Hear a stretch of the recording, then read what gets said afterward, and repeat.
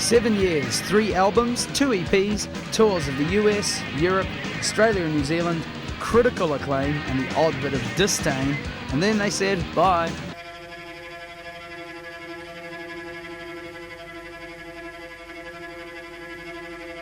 Straightjacket's formed at the end of 1986.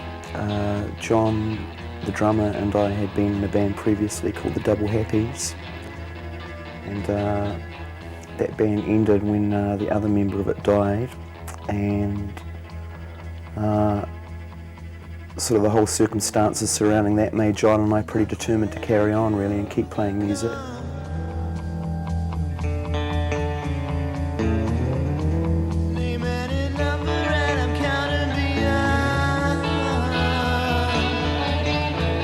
That was when the Dunedin sound was actually something that did exist, you know.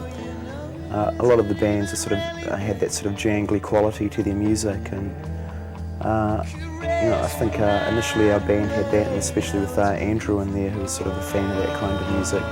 We had that quality, but at the same time I think we were trying to do something a bit more sonic than a lot of the other bands about from this neck of the woods.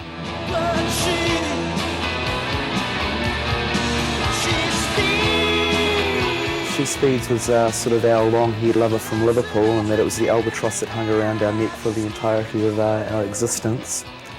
But no, sort of early on, you know, that was sort of a pretty archetypal Straightjackets kind of song, I think. You know, it was a combination of all the elements. You know, it had the melody in there, it had the noise, and it had the dynamics, and it was a pretty strong song too. I like lyrics that are more suggestive and are open-ended, and that's not a cop-out for you know, an excuse for being vague, even though some of the lyrics are quite vague. But I just think lyrics should be something that the person who's listening to can relate to and invest themselves in, and that's why I think it's good to keep it open-ended. Down in Splendour was Andrew's song, and it was probably one of the better songs of that ilk that he wrote while he was in the band. And I know, you know, commercially that was one of the more successful songs we released, but at the same time, without being egomaniacal about it or anything, it just really wasn't the kind of music that I wanted to play.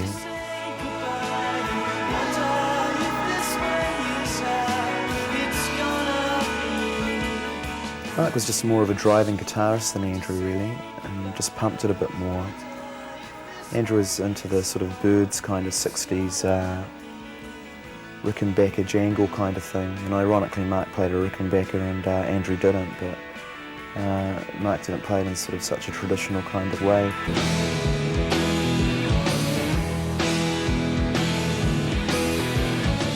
Yeah, well, you know, with the guitars in the band, like, we always wanted to play something that wasn't the obvious thing to play. And, you know, like a lot of the chords we used and stuff aren't your classic kind of chords. They're chords we've made up kind of thing. I'm sure they've got a name and stuff, but, you know, I don't know what they're called. You know, you sort of play a chord and, you know, one of the more musically knowledgeable members of the band say, oh yeah, you know, that's a diminished flat seventh. You go, oh yeah. Well, you know, I just put my fingers there and it sounded good. You know, that album we tried to really strip it back, and it was recorded completely live. We felt that Melt was coloured or obscured a wee bit by funny reverbs and production trickery, and you know, Blow was recorded completely live, and it's probably a far more abrasive record than the previous one. And I think that made it a bit hard for people to get into, because on the surface it was quite abrasive, but you know, I still generally like that album.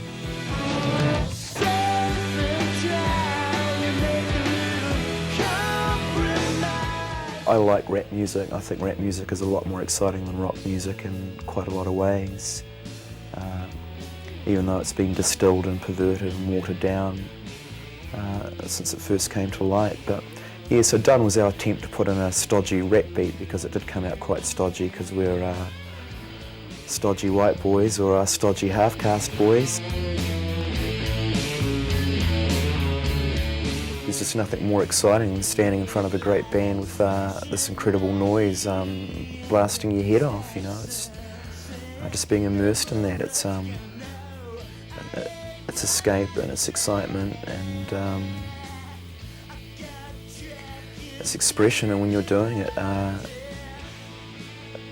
when this noise, when it's working and you're right in the middle of it and you're partly responsible for it, well, it's a buzz.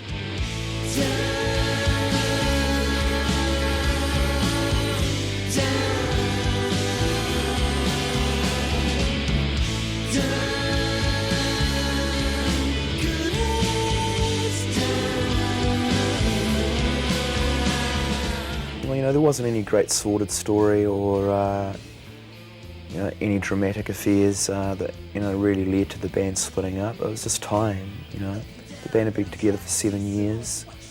I personally played with some members of the band ever since I played music, and it's just time to change. And we'd done 3 albums. I thought we pretty much explored what we can do musically. And just things get old, and whether it's a relationship or it's the house you live in or it's the band you're in, just sometimes you have to have a change to feel motivated and to feel inspired and all that kind of stuff.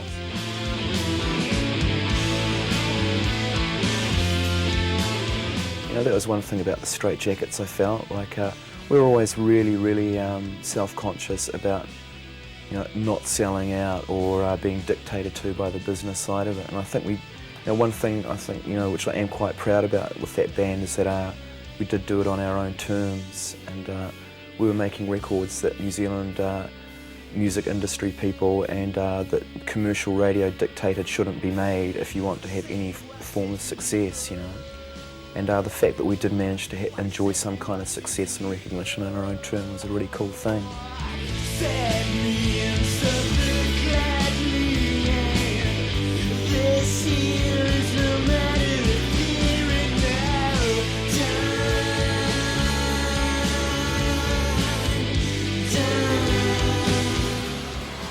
After the break, Shayne does a ballad and we go in search of the Venus Train.